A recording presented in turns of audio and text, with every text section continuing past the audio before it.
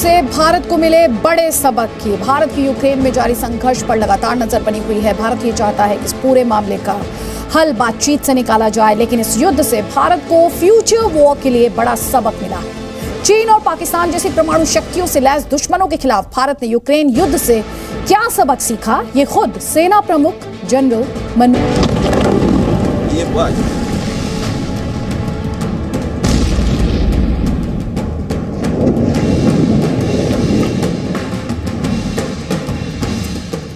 रूस की सेना यूक्रेन के अलग अलग शहरों में जोरदार हमला कर रही है,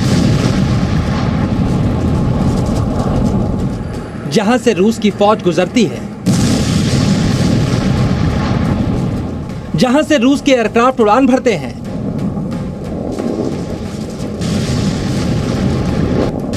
जहां जहां रूस की मिसाइलें गिरती हैं, वहां वहां तबाही के ऐसे निशान नजर आते हैं जो कब और कैसे खत्म होंगे इसका अंदाजा भी लगाया नहीं जा सकता। धीरे धीरे रूस के खतरनाक हमले के बाद यूक्रेन खंडहर में तब्दील हो रहा है। ज़ेलेंस्की के तेवर भी नर्म पड़ रहे हैं, लेकिन वो अभी सरेंडर को तैयार नहीं। इधर रूस भी बातचीत को तैयार है, लेकिन उसकी सेना की भी रफ्तार नहीं रुक रही।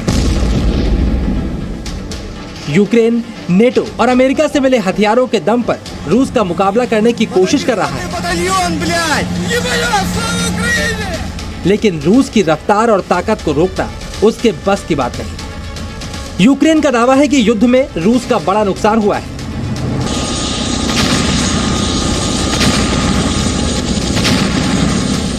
तस्वीरें भी इस बात की तस्दीक करती हैं कि रूस के टैंक, विमान और हेलीकॉप्टर युद्ध में नष्ट हो रहे हैं।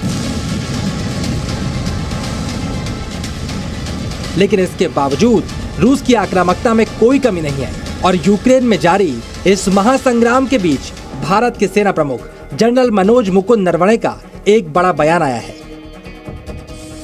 जिसमें यूक्रेन युद्ध के बाद भारत को मिला बड़ा सबक भी छिपा है और चुनौती भी।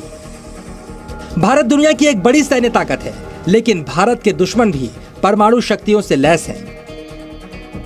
ऐसे में युद्ध की तैयारी और युद्ध का खतरा दोनों भारत के लिए बड़ी चुनौती है। और यूक्रेन वॉर के बाद तो सेना अध्यक्ष ने साफ साफ कह दिया है, युद्ध कभी भी हो सकते हैं, हमें उसके लिए हमेशा तैयार रहना होगा। यूक्रेन संकट के बीच सेना प्रमुख का यह बयान इसलिए भी महत्वपूर्ण है क्योंकि हम एलओसी में परमाणु शक्ति संपन्न पाकिस्तान और एलएसी पर चीन जैसी महाशक्ति का सामना कर रहे हैं। ऐसे में भारत को अपनी तैयारी हमेशा अपडेट रखनी होगी। पहला प्रश्न जनरल नरवणे की स्टेटमेंट कितना महत्वपूर्ण है एलएसी का। मेरा उत्तर,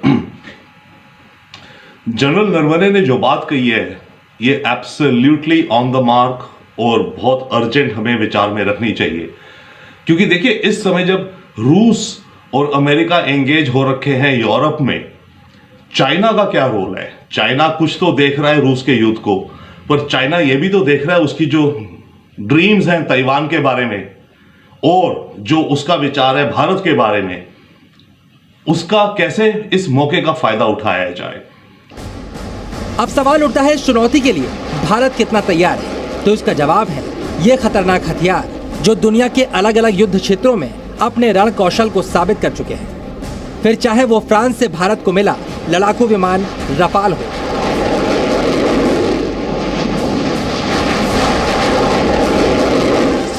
अमेरिका से मिला अटैक हेलीकॉप्टर अपाचे हो,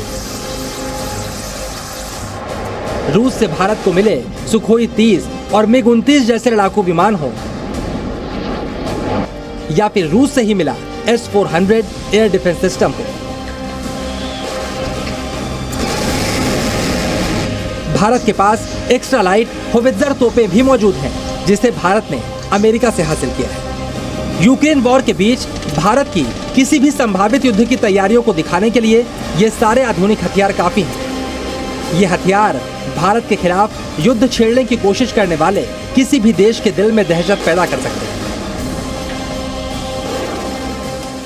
हमें ऑब्वियसली अपनी मॉडर्नाइजेशन करनी है, गेम चेंजर या जितने मॉडर्न से मॉडर्न हम हथियार विदेशी देशों से अभी ले पा रहे हैं, हम खुद तो बना नहीं रहे हैं, उससे अपनी फोर्सेस को लैस करना है ताकि अर्जेंट इमीडिएट हमारी जो रिक्वायरमेंट है उसके लिए हम चीन, जैसे पाकिस्तान तो अलग रखिए, चीन जैसे प्रतिद्वंदी को हम एक तगड़ा जवाब दे सके। भले ही यह हथियार भारत की सैन्य ताकत को दिखाने के लिए काफी हों, लेकिन भविष्य की लड़ाई के लिए भारत का वॉर गेम कुछ और ही रहने वाला है। फ्यूचर वॉर के लिए भारत को दुनिया के अलग अलग देशों से मिले इन विनाशकारी हथियारों की नहीं, बल्कि स्वदेशी घातक अस्त्रों की जरूरत पड़ेगी, जिसके संकेत भी सेना प्रमुख ने दे दिए हैं। हमें स्वदेशी हथियारों के साथ भविष्य के युद्ध लड़ने के लिए तैयार रहना होगा। साथ ही रक्षा के क्षेत्र में आत्मनिर्भर भारत की दिशा में हमें जल्द ही कदम उठाने की जरूरत है। भविष्य के युद्ध अपनी ही हथियार प्रणालियों से लड़े जाने चाहिए।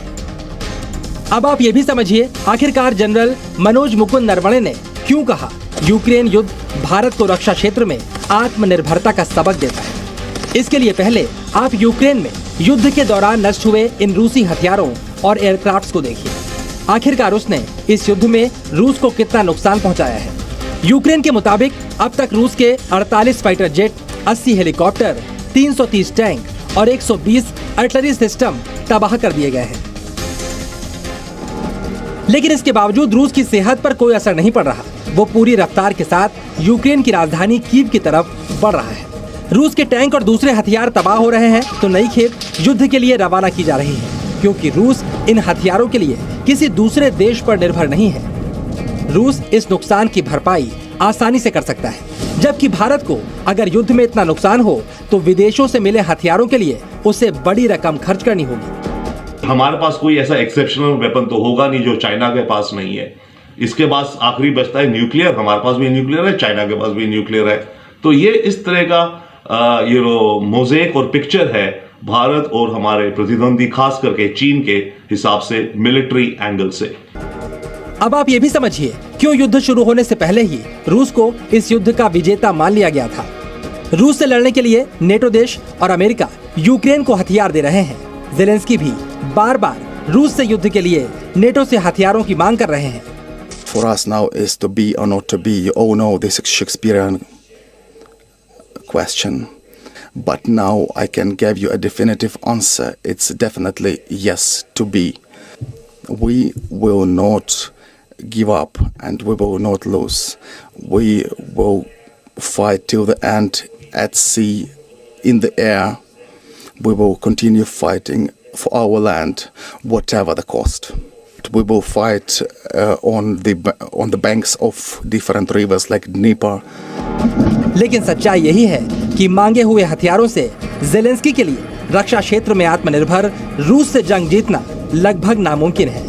और यही वजह है भारत के सेना अध्यक्ष ने रक्षा क्षेत्र में आत्मनिर्भर चीन जैसे देशों की चुनौती को देखते हुए स्वदेशी हथियारों से फ्यूचर वॉर की तैयारी की बात कही है। और सच्चाई ये है कि अब भारत रक्षा क्षेत्र में आत्मनिर्भर होने के लिए तेजी से कदम आगे बढ़ा रहा है। अब हथियार देश में बन रहे हैं और धीरे धीरे भारत हथियार आयात करने वाले देश के साथ साथ निर्यात करने वाला देश भी बन रहा है। यूक्रेन युद्ध ने भारत को कई सबक दिए हैं, जिसमें सबसे बड़ा सबक रक्षा क्षेत्र में आत्मनिर्भरता का है, जो भारत को भविष्य की सुपर पावर बनाएगा। Bureau report.